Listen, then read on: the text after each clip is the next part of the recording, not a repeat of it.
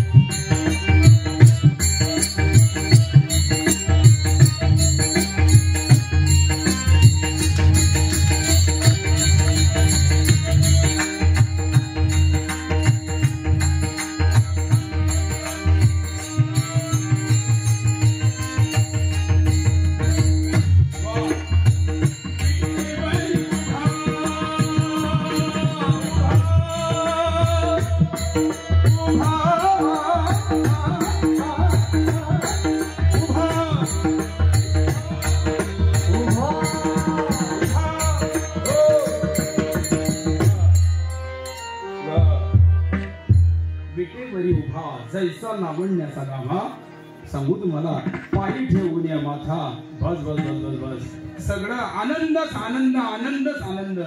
श्री विठ्ठल तुकोबांना आनंद मिळालं, मावळी महावैष्णव ज्ञानोबांना आनंद मिळालं, नामदेवरायांना आनंद मिळालं. तो आनंद साधनजन्य नव्हतं तर तो स्वयंसिद्ध आनंद मिळालं. याचं कारण आहे का? त्याला आम्ही डोळे भरून पाहिलं. या मुखाने प्राप्त झालेल्या मुखाने त्याचं वर्णन केलं. तो कसा आहे? चतुरात शिरोमणी गुणलावण्याधिगाणी मुकुट सगळामणी धन्य दोषी शोभा. हो काय सगळं पाहिलं, त्याचं वर्णन केलं. तो उदार आहे. उदार तो हरी ऐसी कीर्ती जराचरे. हे सगळं पाहिलं. त्याचं षड्गुण ऐश्वर्य संपन्नता वैभव सगळं काय ओतलं. एवढं ओतप्रोत त्याचं वर्णन केलं. कोणी हो?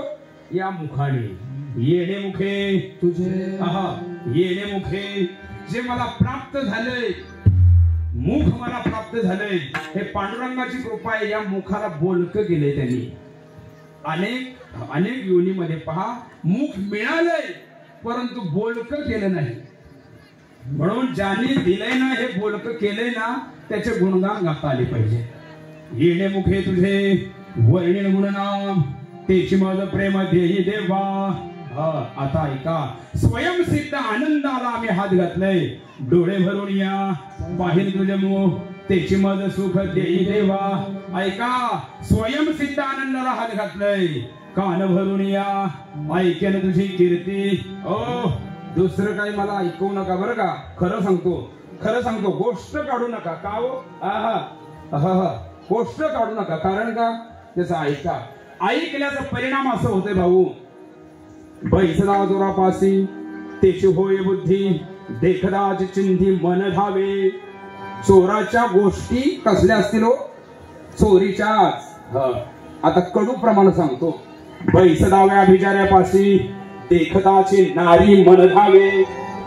हे प्रमाण सांगितले तरी अंगाला कंप वाटतंय. हे ऐकू बी नाही. विढरा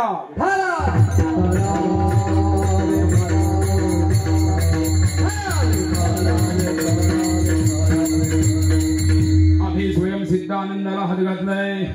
वाहिरंगी टाळी नाचे नवदास. एवढा मी नाचतो. आम्ही जनक राजा कधी डोळे भरून पाहिलं नाही, परंतु वारकऱ्यांच्या रूपाने, पायी तीर्थयात्रा करणाऱ्यांच्या रूपाने आम्ही जनक राजा आहोत हे सिद्ध होतंय.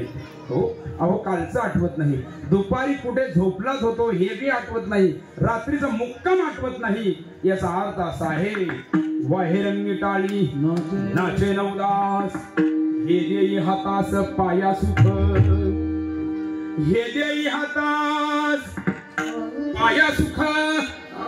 आमच्या पायाला हाताला दिली इंद्रिये, हात पाय का. मुख कशाला दिले, डोळे कशाला दिले, दुसऱ्याला वाटोळ होते पाहण्यासाठी. आमच्याकडे भाऊ वेळ कमी आहे. पहिला मजला चढला, दुसरा चढला, काही शेजाऱ्यांना वाटत नाही. पण ज्यावेळेस 4थ्या 5व्या मजल्यावर जाते माणूस, त्यावेळेस एक शेजारचा माणूस रोज अगदी नामामध्ये प्रदक्षिणा करायचा. रोज त्याच्या बंगल्याला प्रदक्षिणा घालायचा आणि येऊन चुपचाप घरी चिंतन करत बसायचा. तिथेच बाजूला मी होतो, कीर्तनातला आहे म्हणून सांगतो, घडलेलं नाही, हे आठवलं म्हणून पाठवले. ऐका, राम भाऊ रोज येत आहे आणि या बंगल्याला प्रदक्षिणा घालताय, नामामध्ये प्रदक्षिणा काय प्रमाणपाठ केलीत का तुम्ही? नाही, तसं काय नाही. पहिलं दुसरं ठीक होतं, आता 4था 5वा 6वा कुठून आणलं याने एवढं विचार करतोय.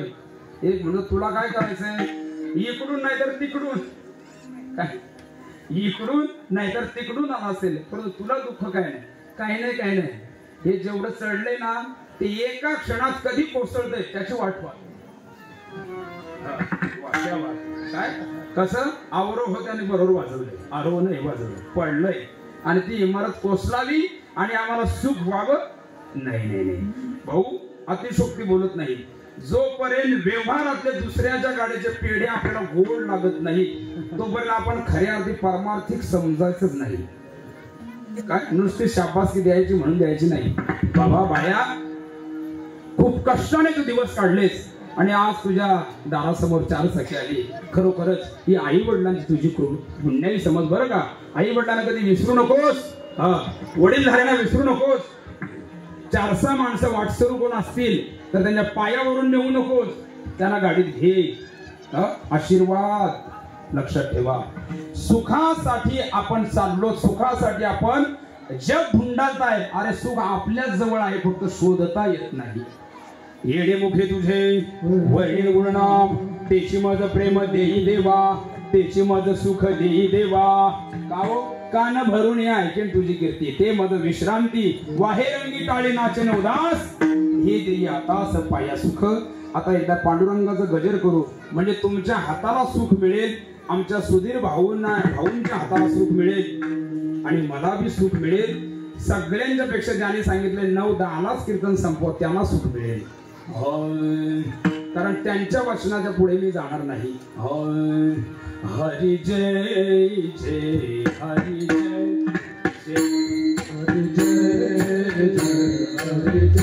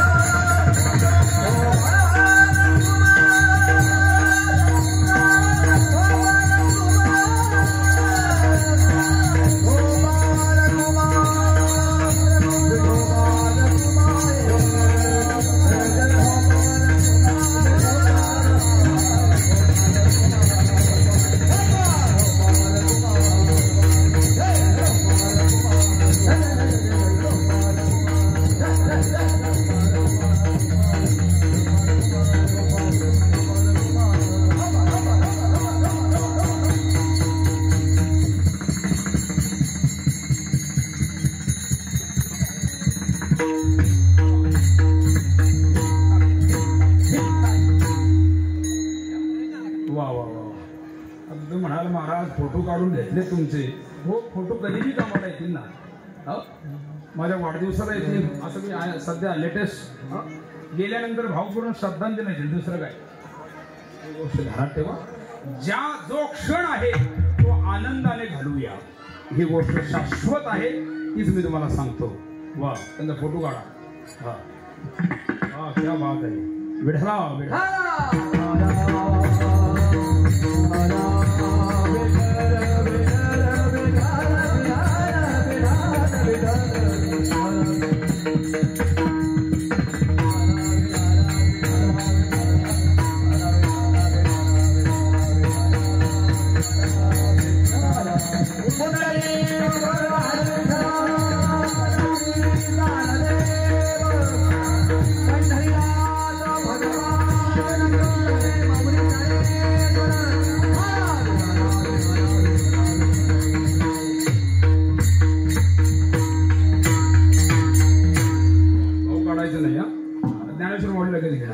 चला, वाहे रंगी टाळी नाचन उदास, हे देई हातास पाया सुख.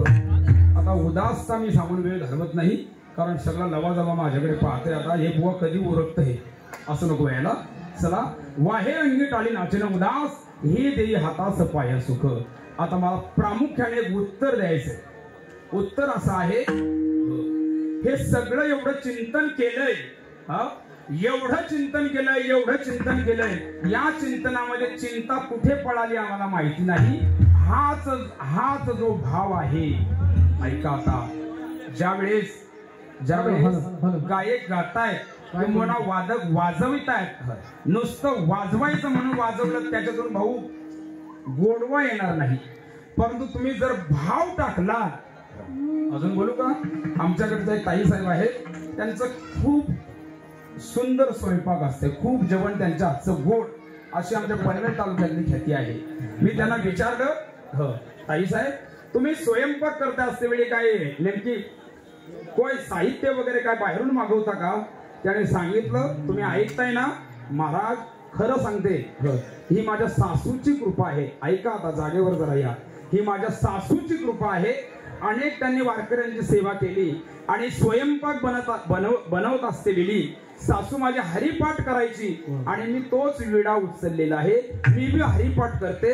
म्हणून हा स्वयंपाक हा नुसता प्रसाद होत नाही, तर तो महाप्रसाद होतो. हे तुमच्या हातात आहे, फक्त आणि फक्त तुमच्या हातात आहे. ज्यावेळेस दुःखाच्या लहरी तुमच्याकडे आहेत आणि तुम्ही स्वयंपाक बनवताय, त्यावेळेस तो महाप्रसाद कधीच होणार नाही. घरामध्ये भांडण करता, इकडे स्वयंपाक कधीच नाही. याची त्याची निंदा करून स्वयंपाक कधीच नाही. नामस्मरण करून स्वयंपाक बनवा, तो भाव तिथे प्रगट होतो आणि त्या भावाचाच प्रसाद बनतय. अनेक नको ठाव चिंतू असे, तुका म्हणे माझा सकळ देह भाव. ज्ञानेश्वर माऊली होण्याच्या अगोदरच मी सांगतो, सिंगर भैरवी हुआ.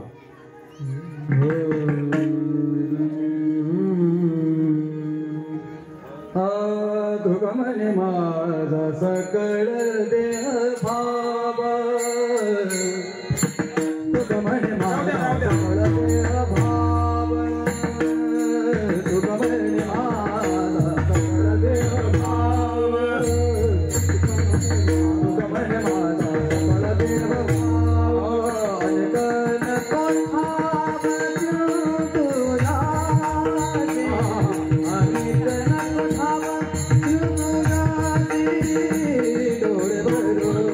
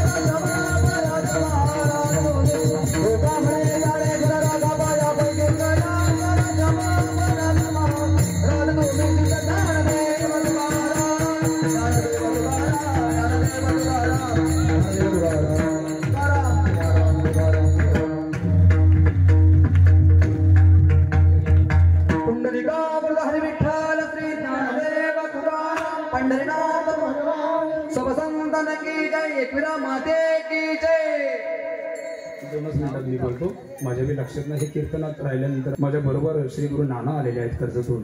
आणि विशेष म्हणजे नित्य टूर्स अँड ट्रॅव्हल्सचे मालक आज माझ्या सेवेला आहेत भाऊ, की ज्यांच्या गाड्या महाराष्ट्रात नाही पूर्ण भारतात गाड्या ज्यांच्या फिरत आहेत असे आमचे सचिनजी कडव या ठिकाणी उपस्थित आहेत. त्यांची स्तुती करतो अशातला भाग नाही. एक गोष्ट ध्यानात ठेवा, आपली माणसं व्यापार करायलाच मागत नाही. व्यापार करा, सध्या कॉम्पिटिशन भरपूर आहे असं म्हणतात. गुजराती मारवाडी हे आपल्या बोखांडी बसलेले आहेत, ही गोष्ट ध्यानात ठेवा. आणि आपल्याला फाईट करता आलं पाहिजे. आमच्या सचिनजींचं जेवढं मी आभार मानेन, जेवढी त्यांना धन्यता द्यावी तेवढी थोडी आहे. आज एवढ्या लहान वयामध्ये त्यांच्या 5-7 गाड्या आहेत आणि पूर्ण भारतात गाड्या त्यांच्या फिरतायत. केवळ अभाव, प्रभाव आणि स्वभाव या 3 गोष्टी कलाकाराने जशा जोपासाव्यात तशा व्यापाऱ्याने सुद्धा जोपासाव्यात. समाधान वाटलं.